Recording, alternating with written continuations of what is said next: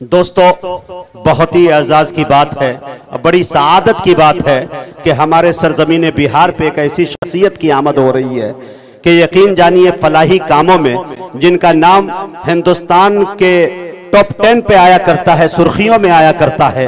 हम बड़े अदब के साथ इस्तकबाल करते हैं अलहाज अली जनाब डॉक्टर मोहम्मद अली पाटनकर साहब, जो मुंबई उरूसुल बिलाद महाराष्ट्र की सरजमी से आए हैं। हम इनका हार्दिक अभिनंदन करते हैं, स्वागत करते हैं, इस्तकबाल करते हैं और डॉक्टर साहब से गुजारिश करते हैं कि तशरीफ रखें। तमाम लोगों से मेरी गुजारिश है कि दिल जमाई के साथ बैठे। अब प्रोग्राम का तसलसल इंशाअल्लाह एक के बाद दिगरे तमाम लोगों तक पहुंचेगा कि हमारे करम फरमा हिंदुस्तान ही नहीं बल्कि बैरून हिंद के भी बहुत ही मशहूर और मारूफ मुआलिज जनाब अलहाज डॉक्टर मोहम्मद अली पाटनकर साहब सिर्फ कुरान की निस्बत पर, उखुवत इस्लामी की बुनियाद पर इस बुढ़ापे की हालत में, पीराना साली में, जबकि वाक़तन उम्र जो है माशाअल्लाह अल्लाह ने एक अच्छे खासे उम्र से नवाजा है और हम लोग दुआ करते हैं कि अल्लाह पाक उम्र के इस हिस्से को मज़ीद तवील फरमाए डॉक्टर साहब के लिए।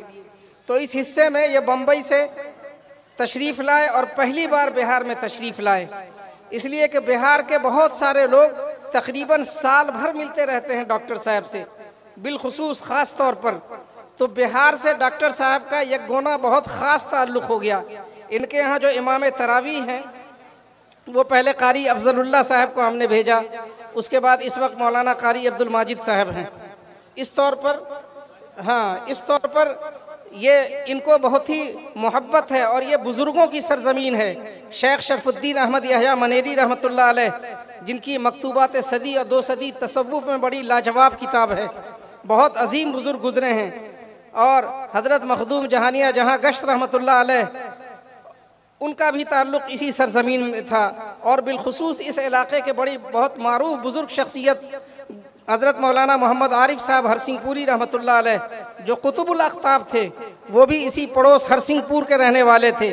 और उन्हीं का फैज़ान है कि आज इस इलाक़े में अल्हम्दुलिल्लाह ये दीन की रमक नज़र आ रही है, चेहरों पे दाढ़ियाँ नज़र आ रही हैं, मस्जिदों में नमाजी नज़र आ रहे हैं। ये मकातिब और मदारिस का सिलसिला अल्लाह के फज़ल से 100 साल पहले जो उन्होंने जारी किया वो अब फल फूल रहा है। तो आज उन्हीं बुज़ुर्ग शख्सियत के नाम पर, यानी हज़रत मौलाना मोहम्मद आरिफ साहब हरसिंहपुरी रहमतुल्लाह अलैह, जिनके नामवर खुलफा में हज़रत मौलाना सैयद मिन्नतुल्लाह साहब रहमानी थे, जिन्होंने यहाँ कादियानियत की बेखकनी के लिए, कादियानियत के फितने से उम्मत मुस्लिमा को बचाने के लिए कानपुर से एक बड़े बुज़ुर्ग हज़रत मौलाना सैयद मोहम्मद अली साहब रहमतुल्लाह अलैह को बिहार में कदम रंजा फरमाने की दावत की। और हज़रत मौलाना सैयद मोहम्मद अली मुंगेरी रहमतुल्लाह अलैह ने इंतकाल के वक्त ये वसीयत किया कि हमारे बच्चों की तालीम व तरबियत भी आप कीजिएगा। चुनांचे उनके साहबजादों की तरबियत भी की और वो खलीफा भी हुए। आसापुर में आपने नाम सुना होगा, जनाब साबिर खान साहब गुजरे हैं, उनके वालिद भी हज़रत मौलाना मोहम्मद आरिफ साहब हरसिंहपुरी रहमतुल्लाह अलैह के खलीफा थे, बहुत साहिब दिल आदमी थे, सूफ़ी थे वो भी।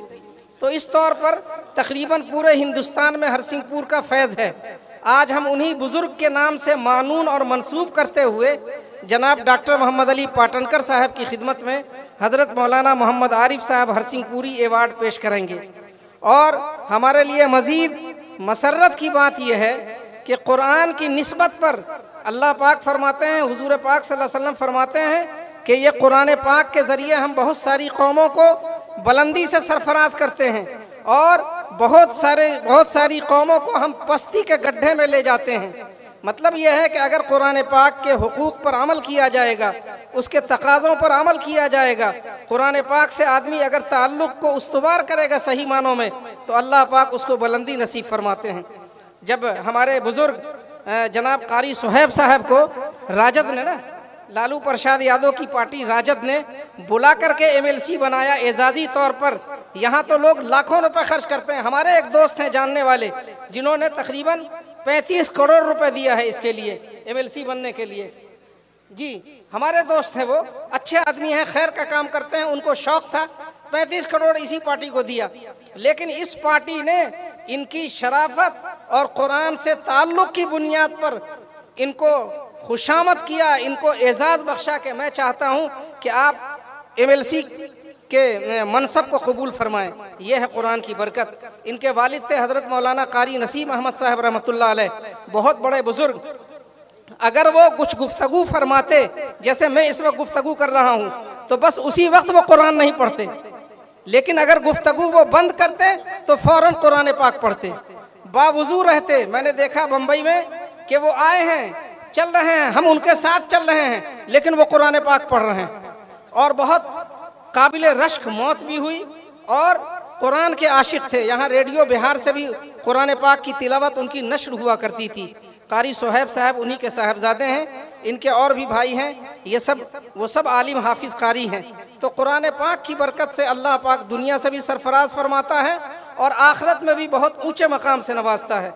तो मैं इस वक्त जनाब हज़रत मौलाना कारी सोहेब अहमद साहब मद्दज़िल्लहुल आली से गुजारिश करूँगा कि वो हज़रत मौलाना मोहम्मद आरिफ साहब रहमतुल्लाह अलैह के नाम से मंसूब वो एवार्ड हमदर्द कौम व मिल्लत और कायद मिल्लत जनाब अलहाज डॉक्टर मोहम्मद अली पाटनकर साहब की खिदमत में पेश करें। जनाब हज़रत कारी सोहेब अहमद साहब।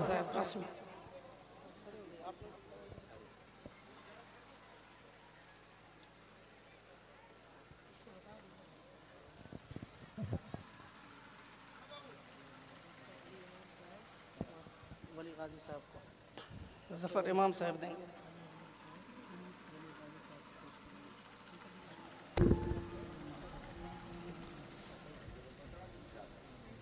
हम डॉक्टर साहब का बहुत ही दिल की गहराइयों से बिहार की बुज़ुर्गों की सरज़मीन पर इस्तकबाल करते हैं।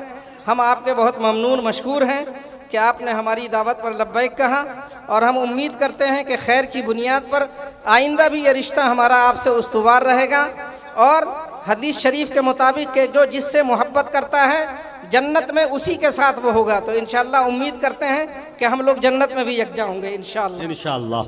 अब बिला ताख़ीर हम अपने मेहमान बुज़ुर्ग और हमदर्द कौम व मिल्लत जनाब अलहाज डॉक्टर मोहम्मद अली पाटनकर साहब से गुजारिश करेंगे कि वो अपने ख़यालात का इजहार फरमाएँ। चूँकि हम चाहते हैं, हमारे MLC साहब जाना भी चाहते हैं, तो मैं चाहता हूँ कि उनके सामने डॉक्टर साहब की बात आ जाए। बिस्मिल्लाहिर्रहमानिर्रहीम। अस्सलाम वालेकुम। मैं पहले आप लोगों से बोलने पहले मेरे जो बच्चे आए हैं मैं उनसे कुछ कहूँगा। बच्चों, हमारा पहला सबक है इक़रा। जब हम सबक के साथ थे तो हम स्पेन से लेकर हिंदुस्तान तक हमने हुकूमतें की।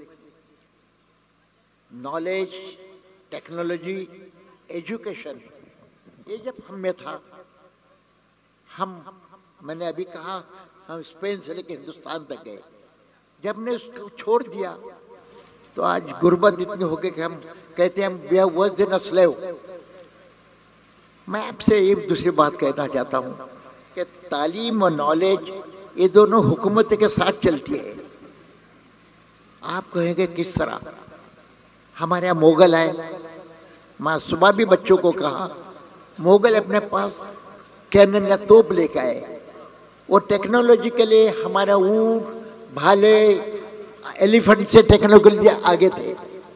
आपने देखा हम पे 750 साल हुकूमत कर गए। उसके बाद आए ब्रिटिशर्स आए, वो अपने पास बंदूक लेकर आए। आप जानते हैं बंदूक एक एक के हाथ में क्या काम करते हैं। वो टेक्नोलॉजी उस दिन वो तोप से बेहतर थी कि तोप को हर जगह मैन्योर नहीं कर सकते थे। हम पे 150 साल हुकूमत की।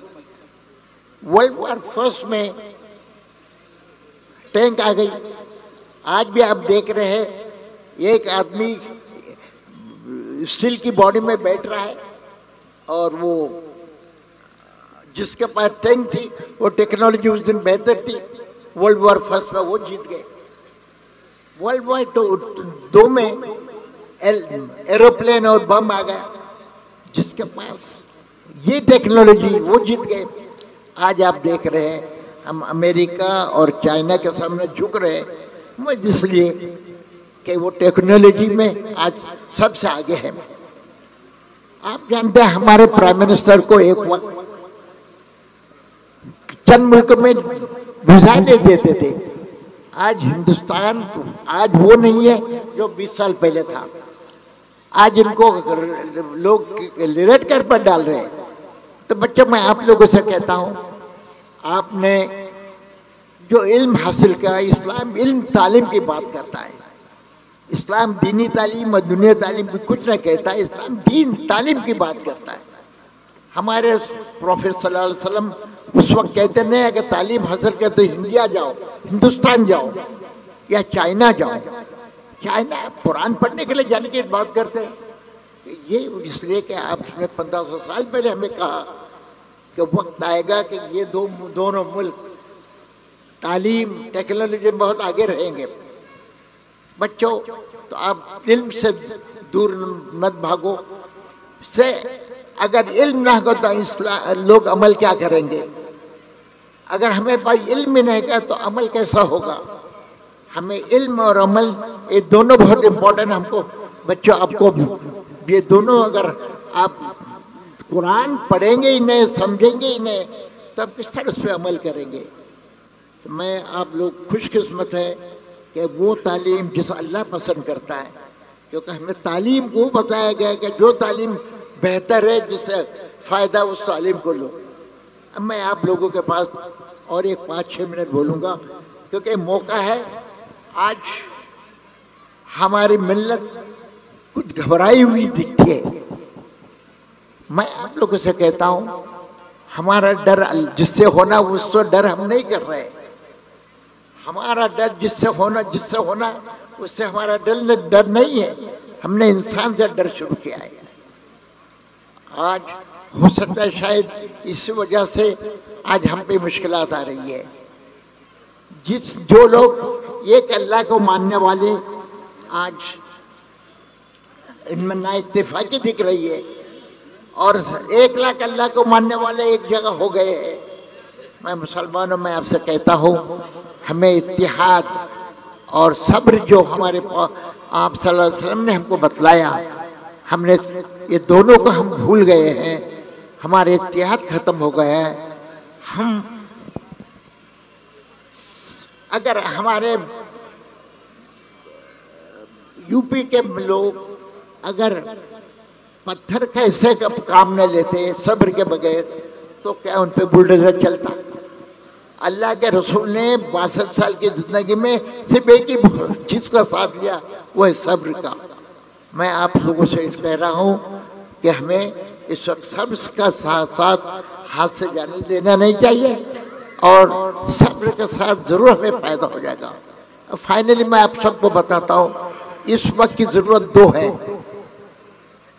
नंबर 1 मैं कहूँगा, आइए हम हिकमत से काम ले और सुलह हुदैबिया पे अमल करें।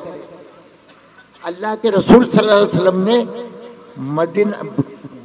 मक्का वाले के साथ उनकी सुलह हो गई, तो उन्हें 10 साल तक मक्का वालों को वक्त दिया।